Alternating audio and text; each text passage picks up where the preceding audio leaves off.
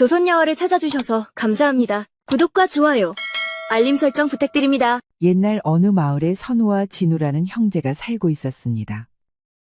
양반 집안이었으나 살림은 몹시 가난했지요. 게다가 일찍이 부모를 여의어 두 형제는 의지할 데 없이 서로를 부축하며 살아왔습니다.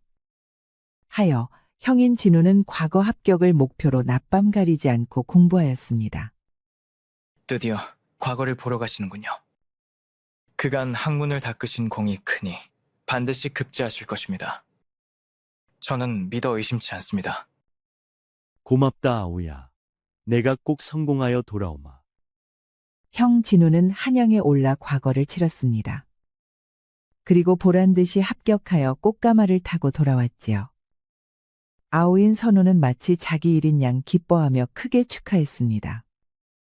그날 이후 집안은 크게 달라졌습니다.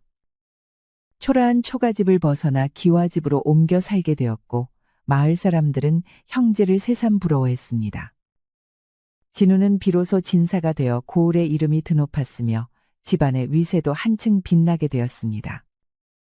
선우도 그런 형님에게 안 부끄럽게 과거를 목표로 열심히 공부하였습니다. 허나 불행히도 선우는 학문에 소질이 없었던 것 같았습니다. 과거를 보았으나 매번 낙방하기 일쑤였지요. 결국 선우는 크게 의기가 꺾여 침울하게 방구석에서 시간을 보내었습니다. 형님은 과거에 급제하여 이름을 떨치셨건만 저는 그저 낙방 신세이옵니다. 아오야, 벼슬이 뭐가 중하느냐. 마음을 지키고 바르게 사는 것이 곧 진정한 선비다. 사사로운 이익과 영화에 연연하지 말거라. 글을 읽는 까닭은 벼슬이 아니라 도리를 밝히고 사람됨을 세우기 위함이니라.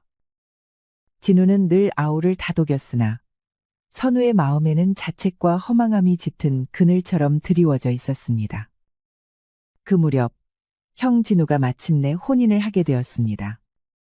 색시는 송미라 하였는데 그 용모가 고운 것은 말할 것도 없고 품격과 교양 또한 남달랐습니다. 홀레날 집안은 붉은 비단과 꽃으로 장식되어 마을 사람들이 발길을 멈추어 구경하였지요. 북과 피리가 울려 퍼지고 친척과 이웃들이 모여들어 술잔을 기울이며 덕담을 아끼지 않았습니다. 선우는 형의 혼례를 누구보다 기뻐하며 축하했습니다. 고생만 하셨던 형님이 드디어 알맞은 배필을 찾으셨구나 하고 기뻐하면서도 마음 깊은 곳에서는 알 수 없는 시기심이 일렁였습니다. 가난과 고생을 함께 겪어온 형이 마침내 기와집에 색시를 들였으니 기쁨과 더불어 자신과의 차이가 더욱 크게 느껴졌던 것입니다. 그 뒤로는 세 사람이 한 집에 함께 살게 되었습니다. 처음 얼마 동안은 화목하기 그지없어 집안은 나날이 화나였지요. 아침이면 송미가 정갈이 밥상을 차리고 진우는 웃으며 글을 읽었으며 선우 또한 형수의 살뜰한 보살핌을 느끼며 마음이 놓였습니다. 허나 시간이 조금 흐르자 선우는 형수 송미의 태도에서 묘한 기운을 느끼기 시작했습니다. 송미는 대단히 아름답고 기품 있는 여인이었으나 어쩐지 속내를 헤아릴 수 없는 구석이 있었던 까닭입니다. 그녀의 웃음에는 은근한 그림자가 드리워져 있었고 눈빛은 종종 알 수 없는 곳을 향하는 듯했습니다. 더구나 이상한 일은 그 뒤부터였습니다. 진우가 바깥일로 집을 비우기만 하면 송미가 은근히 선우에게 다가왔던 것입니다. 때로는 차를 끓여내오며 살갑게 말을 건넸고 때로는 책상 곁에 앉아 시와 글을 묻는 척하였습니다.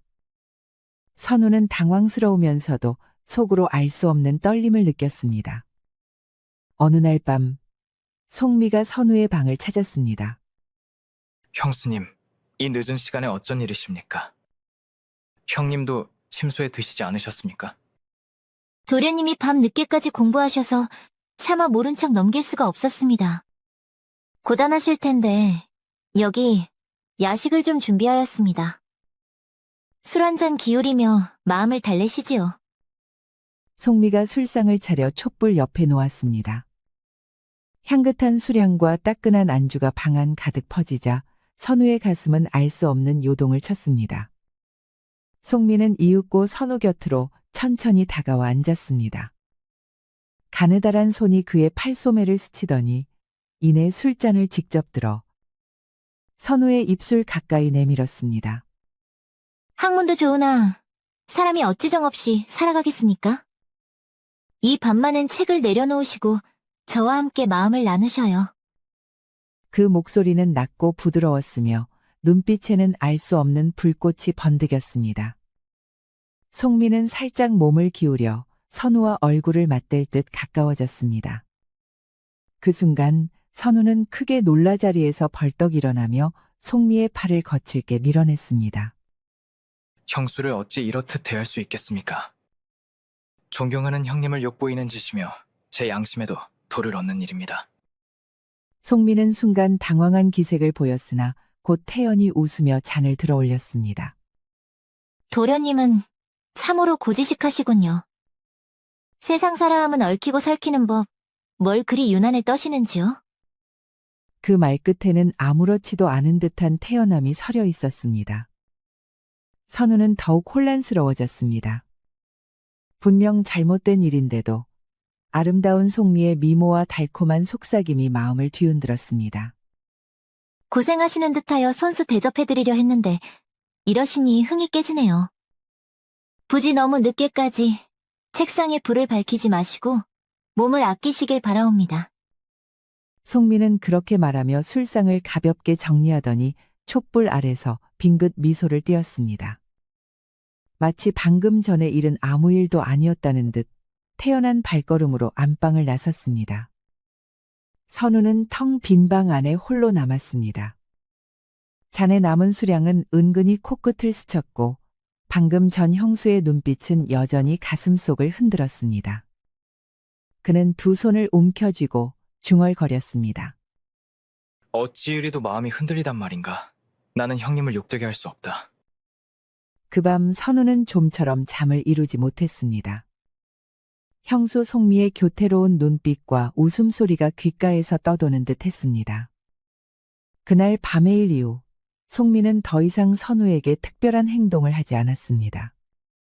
오히려 형진우를 더욱 정성껏 모시고 내외간의 정 또한 화목하게 꾸려갔지요.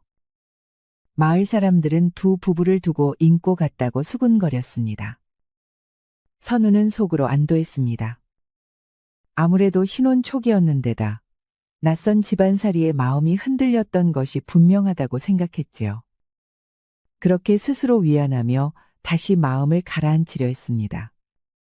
그러던 어느 날 밤 선우가 서책을 펼쳐 공부를 하고 있는데 바깥에서 큰 소란이 들려왔습니다.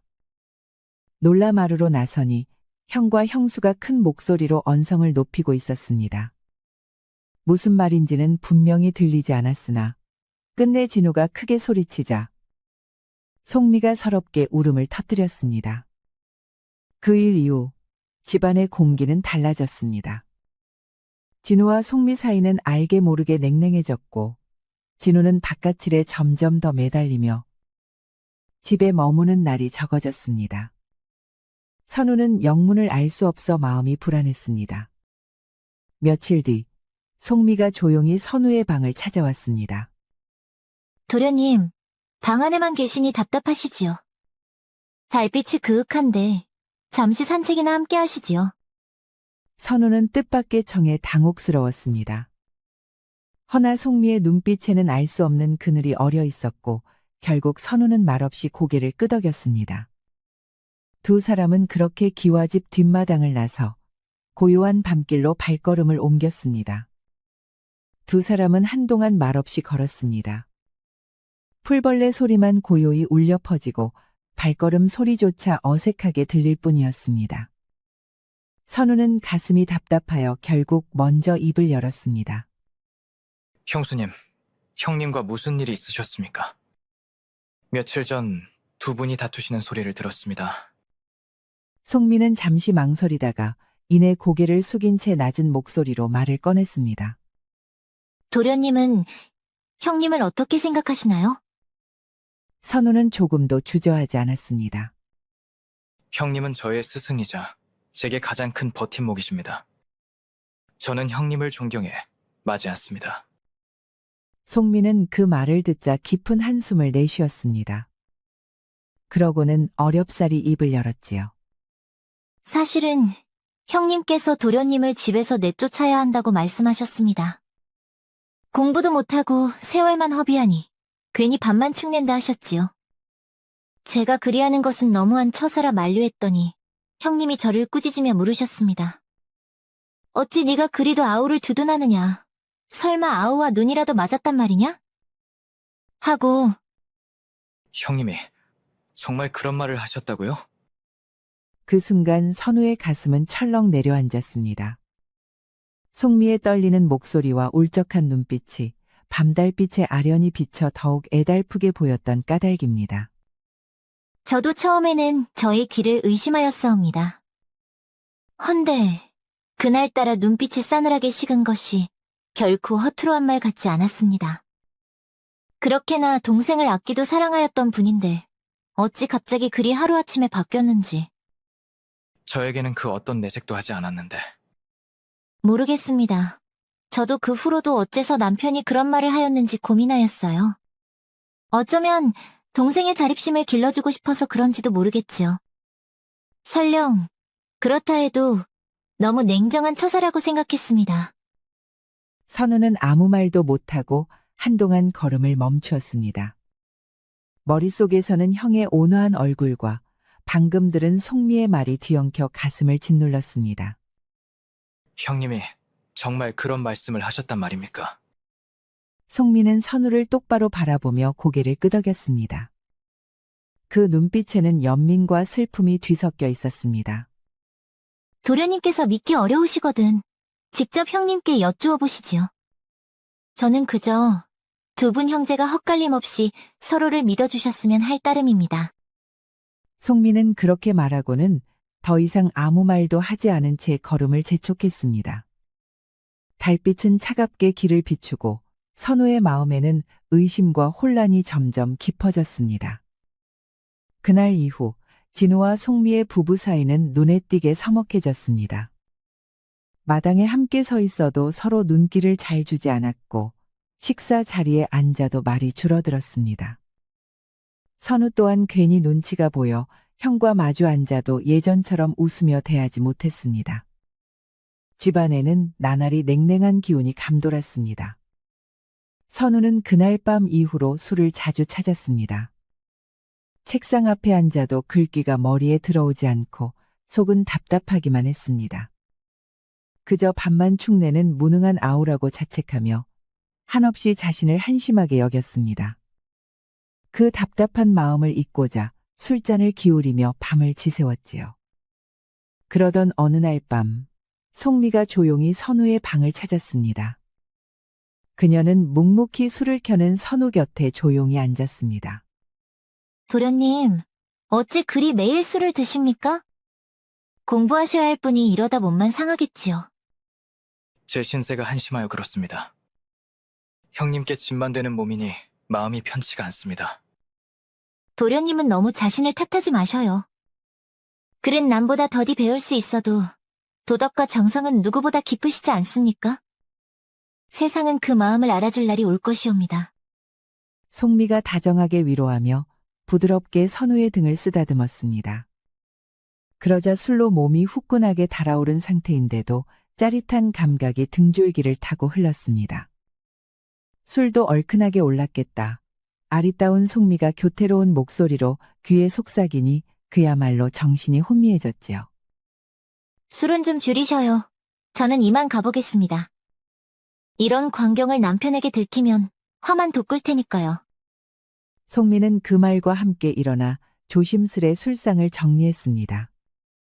촛불이 흔들리며 그녀의 그림자가 벽에 어른거렸고 발걸음 소리는 나지막이 멀어져 갔습니다.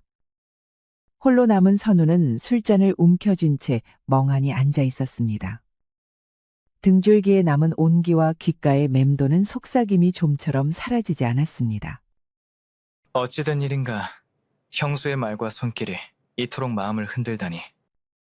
그 밤 선우는 잠을 이루지 못했습니다. 송미의 얼굴과 목소리가 자꾸만 떠올라 마음속 깊은 곳에서 알 수 없는 불길이 일렁였던 까닭이지요. 그날 이후 송미는 틈만 나면 선우를 찾았습니다. 때로는 다정한 말로 마음을 흔들었고, 때로는 은근한 손길로 마음을 시험하였습니다. 선우는 처음엔 불안했으나 차츰 그 유혹에 빠져들었습니다. 한편 선우는 송미의 말대로 형에게 직접 물어서 진위를 파악하고 싶은 마음이 올라왔습니다. 허나 만약 정말로 형의 입에서 정말로 자신을 짐덩이로 여긴다는 말이 나오면 그 순간 자신은 정말 돌이킬 수 없이 무너져 내릴 것만 같았습니다. 그 두려움 때문에 선우는 끝내 묻지 못했고 의심은 점점 더 깊어져 갔습니다. 어느 날 밤, 송미가 술을 따르며 조용히 입을 열었습니다. 저 혼자만의 생각인지 모르겠지만 이 집안에서 저와 도련님만 외로운 듯합니다. 남편은 날로 차갑고 저희 둘만 서로의 마음을 알아주는 것 같사옵니다. 선우는 술 기운에 얼굴을 붉히며 잠시 말문이 막혔습니다. 곧 억눌렀던 속내가 새어나왔습니다. 본디 형님은 저의 버팀목이셨지요. 허나 요즘은 저를 짐처럼 여기시는 것 같아 원통합니다. 저 또한 이해가 됩니다. 하나뿐인 동생을 내치려는 말씀을 들었을 때 제 마음도 무너졌으니 말입니다. 도련님은 너무 착하셔서 미움조차 스스로 감추려 하시는 듯합니다. 송미의 목소리는 다정했으나 그 눈빛은 은근히 선우의 속마음을 떠보는 듯했습니다. 선우는 가슴이 먹먹해져 술잔을 거듭 기울였습니다. 마침내 존경과 사랑은 무너져 내리고 그 자리를 원망이 채우기 시작했습니다. 송미는 조용히 선우의 손등 위에 자기 손을 올리며 속삭였습니다. 도련님, 마음을 억누르지 마세요. 세상은 때로는 가장 가까운 이에게도 실망을 주는 법이지요. 그 한마디에 선우의 눈은 흔들렸습니다. 형에 대한 존경과 사랑은 점차 사라지고 깊은 미움이 서서히 가슴에 뿌리내렸던 것입니다. 그러던 중 진우의 몸은 눈에 띄게 쇠약해졌습니다. 밤마다 기침이 잦아들었고 얼굴빛은 누렇게 시들어갔습니다. 집안의 불길한 기운이 감돌자 선우는 겉으로는 걱정스레 형의 곁을 지켰으나 속으로는 씁쓸한 미소를 감추지 못했습니다. 결국 하늘이 공평하시구나. 하나뿐인 아우를 무시하고 내치려 하였으니 이 또한 천벌이 아니겠는가.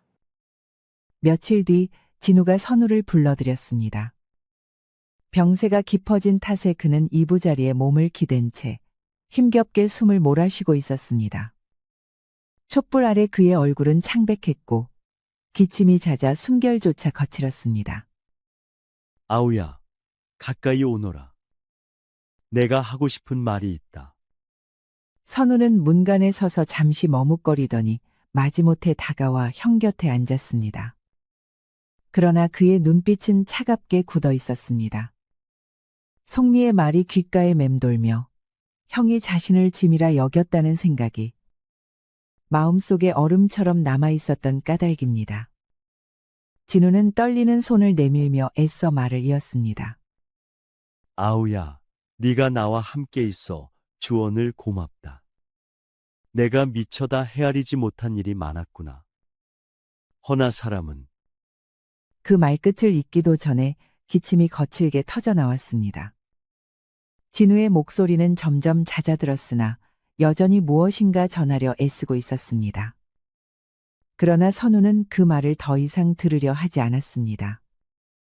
굳은 표정으로 자리에서 일어나 냉랭한 목소리를 내뱉었습니다. 됐습니다. 형님은 잠이나 더 편히 주무시죠. 그렇게 말을 남기고는 등을 돌려 방을 나섰습니다. 진우는 힘없는 목소리로 애타게 동생을 불렀습니다. 허나 선우는 발걸음을 멈추지 않았습니다. 깊은 밤, 형제 사이에는 차가운 벽만이 점점 더 두터워져 갔습니다. 진우의 병세는 날로 깊어갔습니다.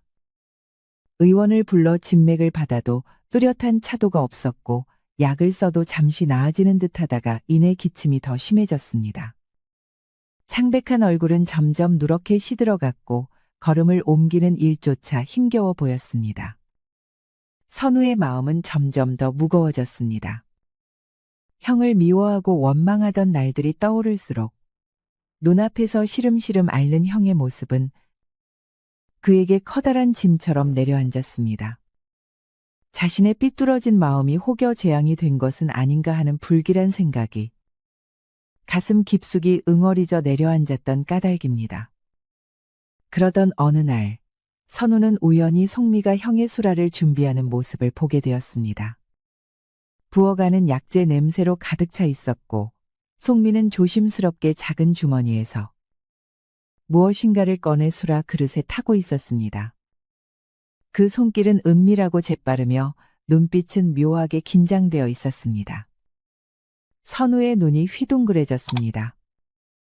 그는 잠시 숨을 고르며 지켜보다가 발자국 소리를 내자 송미가 그제야 고개를 들었습니다.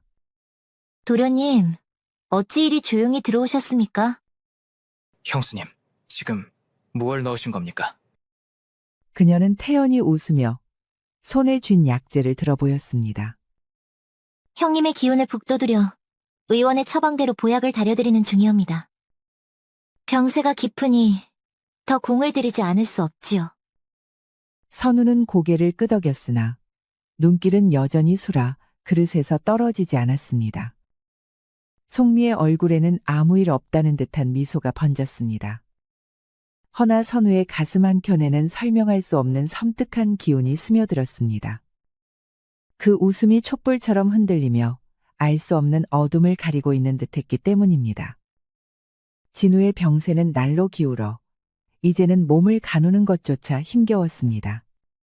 그럼에도 그는 마지막 힘을 짜내어 동생을 불렀습니다.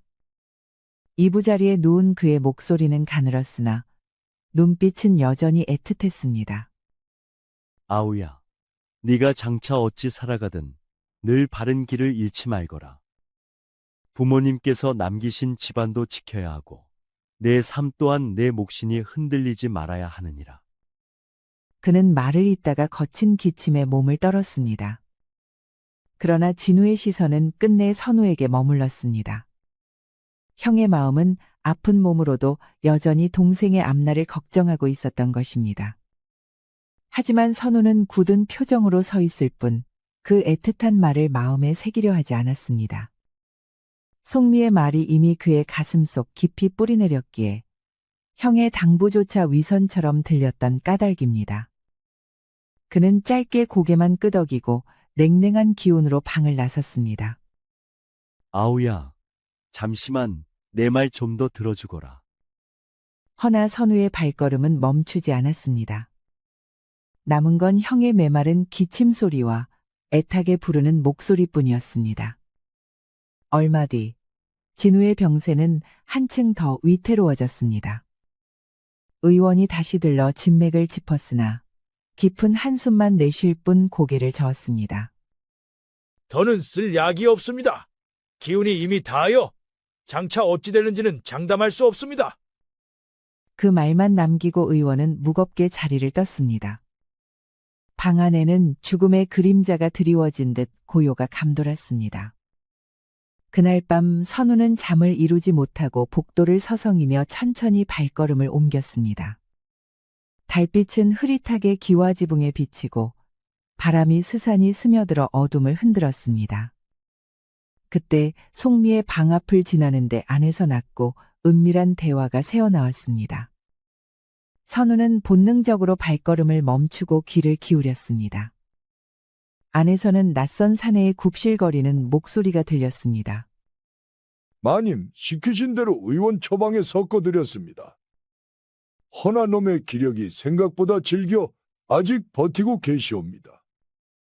송미의 목소리가 날카롭게 흘러나왔습니다. 어리석은 거사, 내가 얼마나 공을 들였는데 아직도 살아있다는 것이냐? 약재는 모두 빠짐없이 섞었느냐? 괜히 손을 더럽혀놓고 이를 그르칠 작정이더냐? 사내는 다급히 머리를 조아리듯 소리를 낮췄습니다. 아니옵니다, 마님. 말씀하신 대로 한치 어긋남 없이 하였습니다. 다만 혹여 수상이 여기는 눈이 있을까 염려스러워 조금 약을 덜어 싸웁니다. 덜었다고? 내 놈이 그리 겁쟁이라면 애초에 내 앞에 서지도 말았어야 했다. 지난번에도 그러더니 또다시 일을 허술히하려 드는구나. 용서하옵소서 마님. 다시는 그러지 않겠습니다. 이번에는 반드시 쓰러지실 것이옵니다. 송미는 한숨을 길게 내쉬며 그러나 곧 차갑게 웃었습니다. 이런 일 내가 처음 하는 줄 아느냐. 예전에도 몇 번이나 해왔으되 들킨 적이 없었다. 남자란 놈들은 어리석어 병이 들어 죽은 줄만 알지. 이번에도 틀림없이 그렇게 될 터이다. 잠시 침묵이 흘렀다가 송미는 더욱 낮은 목소리로 속삭였습니다. 그리 되면 이 집안 재산은 모조리 내 손에 들어온다. 내 놈도 약속한 대로 은혜를 입을 터이니 입 다물고 시키는 일이나 제대로 하거라. 허나 다시 한번 허술히 했다간 이번엔 네 목숨이 먼저 꺾일 줄 알라.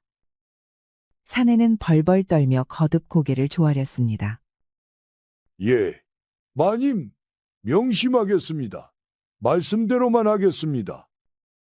그 목소리에는 두려움과 탐욕이 뒤섞여 있었으나 송미 앞에서는 감히 고개조차 들지 못했습니다.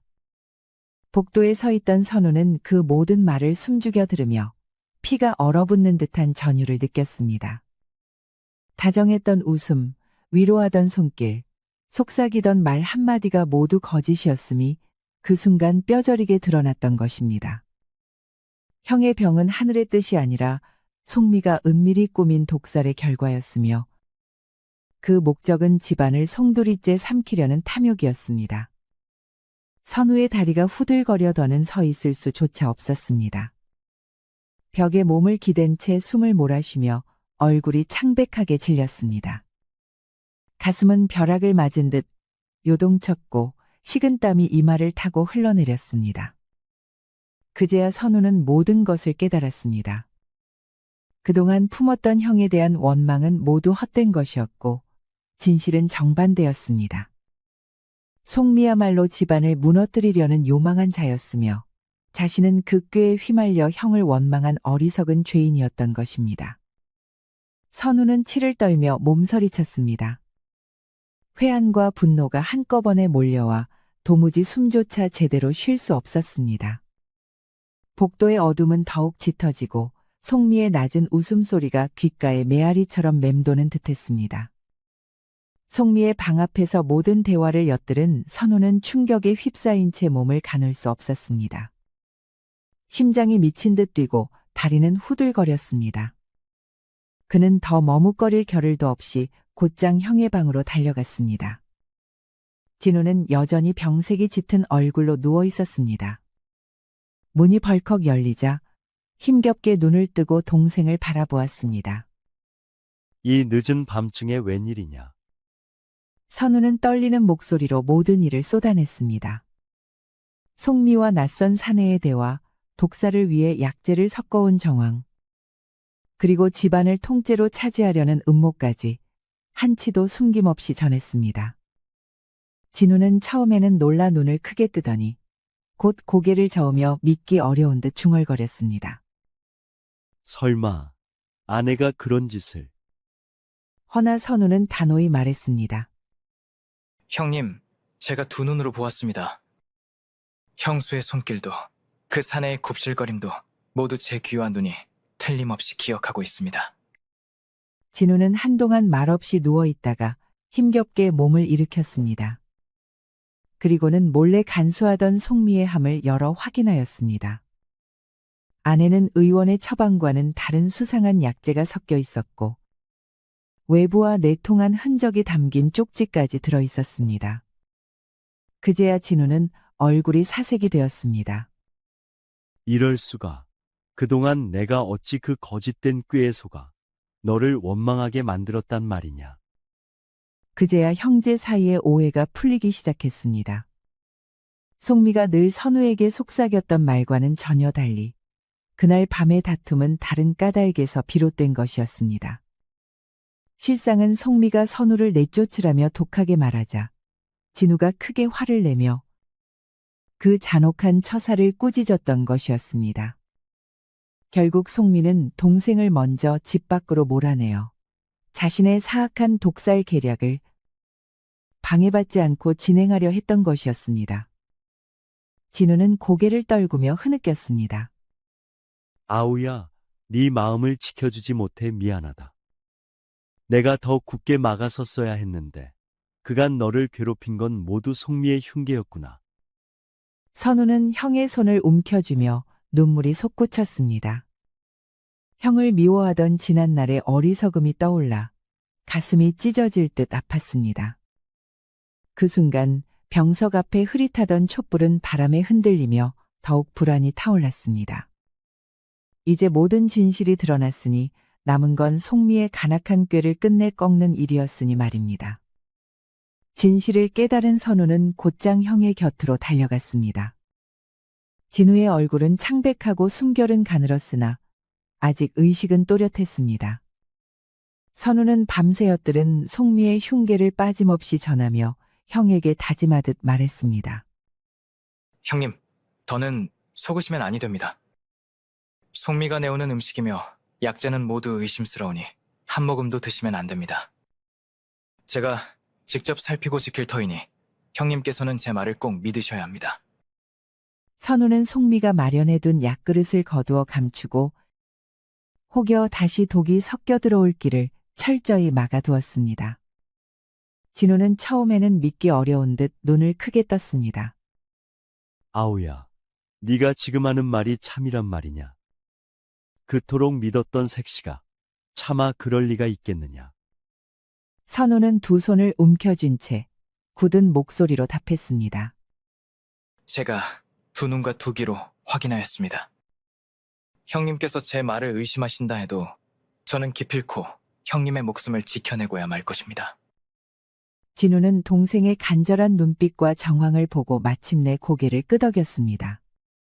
그의 눈가에는 고통과 배신의 그늘이 어렸으나 동시에 동생에 대한 신뢰가 서서히 되살아나고 있었습니다. 다음 날 선우는 곧장 마을로 내려가 송미의 행적을 수소문했습니다. 장터의 노인네와 사내들이 송미의 이름을 듣자 하나같이 얼굴빛이 굳어졌습니다. 나도 들었수다. 멀쩡하던 집안이 하루아침에 무너졌다 들었소. 집안 사람들까지 뿔뿔이 흩어졌다 하더만. 그때 짐을 잔뜩 맨 장돌뱅이가 옆에서 끼어들며 고개를 저었습니다.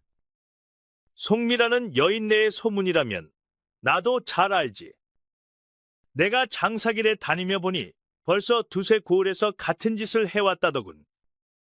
혼례를 하고 들어앉아선 남정네 정신을 홀려 재산을 모조리 빼앗고 집안을 쑥대밭으로 만든 게 한두 번이 아니었어.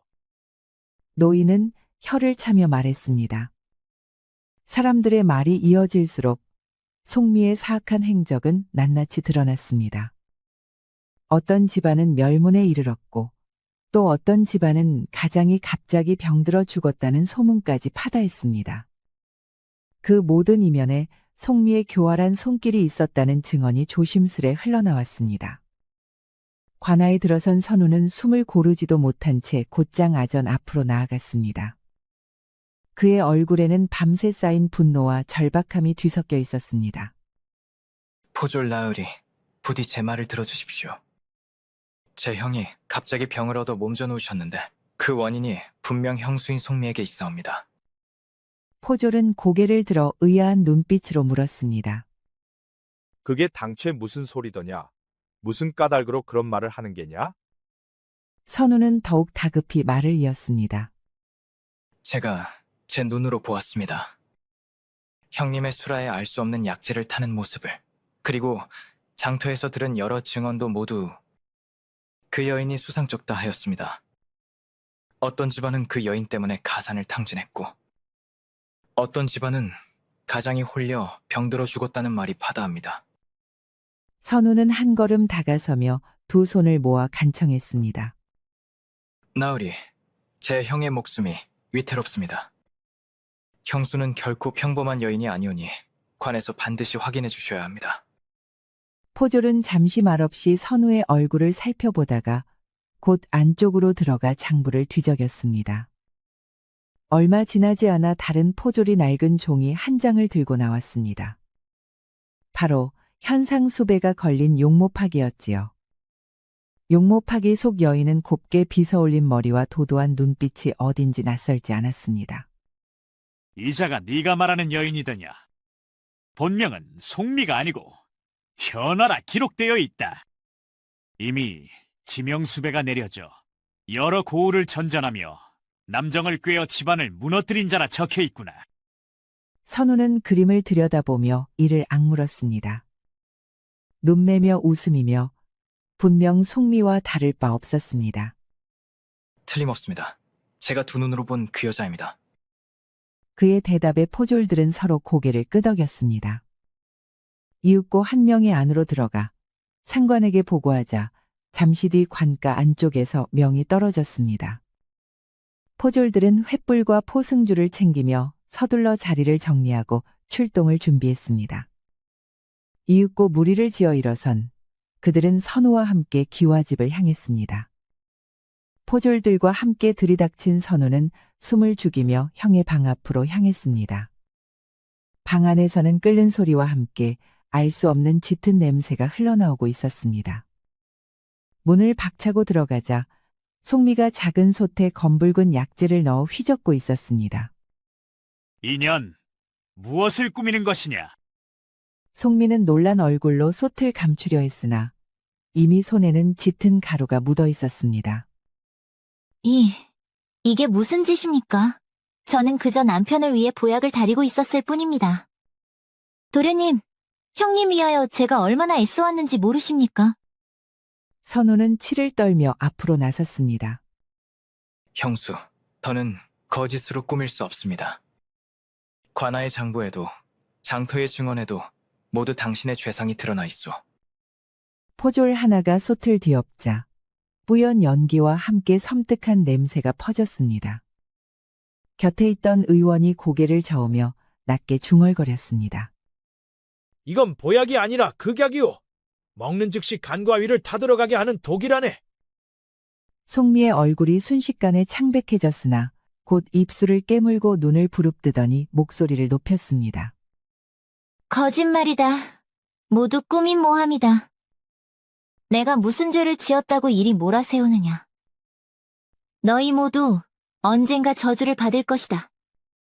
그녀는 포졸들에게 팔이 붙잡혀 끌려가면서도 발버둥치며 욕설과 저주를 퍼부었습니다. 미모 하나로 살아온 내가 무엇이 잘못이란 말이냐? 너희 사내들이 탐욕에 눈멀어 나를 따랐을 뿐인데 어찌 나를 죄인으로 삼는단 말이냐? 포졸들이 거칠게 포승주를 묶자 송미는 끝내 광기 어린 웃음을 터뜨렸습니다. 그 웃음은 한때의 고운 자태와는 전혀 다른 서늘하고 요망한 본색을 드러내고 있었습니다. 송미가 포졸들에게 붙잡혀 발버둥치며 끝끝내 저주를 퍼붓자 선우는 더는 참지 못했습니다. 그는 치를 떨며 앞으로 나서 크게 꾸짖었습니다. 사내들의 마음을 꿰어 가산을 빼앗고 마침내 형님의 목숨까지 노리다니. 그 간악한 신보가 어찌 사람의 도리라 할 수 있겠는가. 그 일갈에 송미는 얼굴빛이 굳어마를 잊지 못했습니다. 차마 대꾸하지 못한 채 이를 악물고 눈을 치켜뜨더니 끝내 고개를 돌려 침묵으로 버텼습니다. 포졸들이 거칠게 팔을 잡아 끌자 송미는 질질 끌려가며 더는 몸부림조차 치지 못했습니다. 그 순간 송미의 요망한 꾀는 산산이 부서지고 말았습니다. 관가로 끌려간 송미의 죄상은 낱낱이 밝혀졌습니다. 여러 고을에서 저지른 범행이 드러나자 관원은 더는 가볍게 다룰 수 없다 하며 큰 벌을 내렸습니다. 그리하여 송미의 악행은 마침내 막을 내렸습니다. 송미가 관가에 끌려간 뒤 진우는 의원의 손길을 받아 제대로 된 치료를 받았습니다. 그동안 몸속을 좀먹던 독은 차츰 사라지고 기운을 잃었던 얼굴에도 혈색이 돌기 시작했습니다. 밤마다 괴롭히던 기침도 크게 줄어들자 집안에는 오랜만에 안도감이 흘렀습니다. 며칠의 요양 끝에 진우는 가까스로 자리를 털고 일어났습니다. 마루 위에 나란히 앉은 두 형제의 얼굴에는 그간의 고생과 회한이 함께 묻어 있었습니다. 형님을 원망한 제 마음이 참으로 어리석었습니다. 사특한 꾀에 눈이 가려 정작 형님의 진심을 보지 못하였으니 부끄럽기 그지없습니다. 선우의 두 눈에는 눈물이 고여 있었습니다. 진우는 아우의 손을 굳게 잡고 오히려 다정한 눈빛으로 위로했습니다. 아우야, 피를 나눈 형제의 정은 천금보다 귀한 법. 잠시 흔들릴 수는 있어도 그 정이 어찌 쉽게 끊어지겠느냐. 오늘 일을 거울 삼아 우리 마음을 더 굳게 다지자꾸나.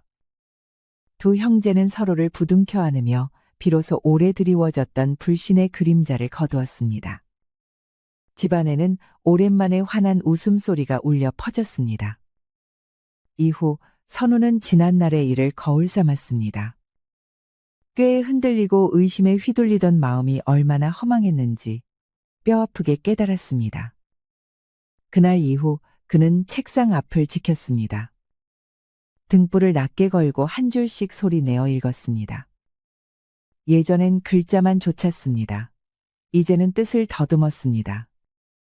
문장마다 왜 이런 말을 했는지, 어느 일을 겨냥한 말인지, 그 말이 사람의 삶에서 어떻게 살아 움직이는지 헤아렸습니다. 주석을 옮겨 적고 여백에 생각을 덧붙였습니다. 하여 예전과 달리 선우는 학문 속에서 진정한 의미를 배우게 되었습니다. 그야말로 눈이 트이기 시작한 것이지요. 새벽 달기 울면 붓을 씻고 어제 적은 글을 다시 읽었습니다. 어제의 문장이 들뜨면 오늘은 깎아 낮추고 어제 덜 말했으면 오늘은 뼈대를 세웠습니다. 예전에는 나무만 보았습니다. 이제는 숲을 보았습니다. 선연의 한 구절이 오늘의 한 사람을 바로 세우는 까닭을 깨달았습니다. 그 깨달음이 마음에 닿자 글이 수월해졌습니다. 문장이 길어지지 않았으나 뜻이 넓어졌고 말이 화려하지 않으나 기운이 곧아졌습니다. 그리고 과거가 열렸습니다. 선우는 굳은 결심을 가지고 한양에 올라 과거 시험에 임하였습니다. 시험장이 소란스러워도 선우의 손끝은 흔들리지 않았습니다. 제문을 받자 먼저 의론을 세웠습니다. 옳고 그름의 자리를 잡고 그 자리에 사실을 붙였습니다. 고금의 예를 한두 줄로 들었으되 과장하지 않았고 스스로의 견해를 덧붙였으되 거칠지 않았습니다. 처음 문장은 가볍지 않게 열고 끝 문장은 번잡하지 않게 닫았습니다. 붓끝이 마를 때까지 마음이 흐트러지지 않았습니다. 그는 알았습니다. 예전의 낙방은 운이 아니라 허술함이었습니다. 글의 껍데기만 쫓았으니 떨어졌고 이제 뜻에 뼈대를 세웠으니 비로소 글이 섰습니다. 방이 열리자 선우의 이름이 급제자 명단에 올랐습니다. 마침내 합격한 것이지요. 선우는 깊이 절했습니다. 기쁨은 있었으나 들뜨지 않았습니다. 지난 고비가 새삼스레 마음을 다잡았습니다. 세월이 한 겹 흘렀습니다. 선우는 아리따운 여인과 인연을 맺어 혼례를 올렸습니다. 기묘한 인연이 이어져 그 여인의 9벌 되는 여동생이 진우의 아내가 되었습니다. 두 집안이 사돈으로 엮이니 아침 저녁 오가며 웃음이 그치지 않았습니다. 노을이 기와에 번지고 바람이 대숲을 지나가던 저녁. 네 사람은 한 상에 둘러앉아 소박한 술을 기울였습니다. 말은 길지 않았고 마음은 두터웠습니다. 그리하여 선우는 지난날의 상처로 눈을 틔웠고 글로써 뜻을 세워 마침내 과거에 급제하였습니다. 진우는 집안을 바로 세우고 두 집안은 인연으로 이어져 화목을 지켰습니다. 오래도록 서로 의지하며 즐겁고 편안히 살았다고 합니다.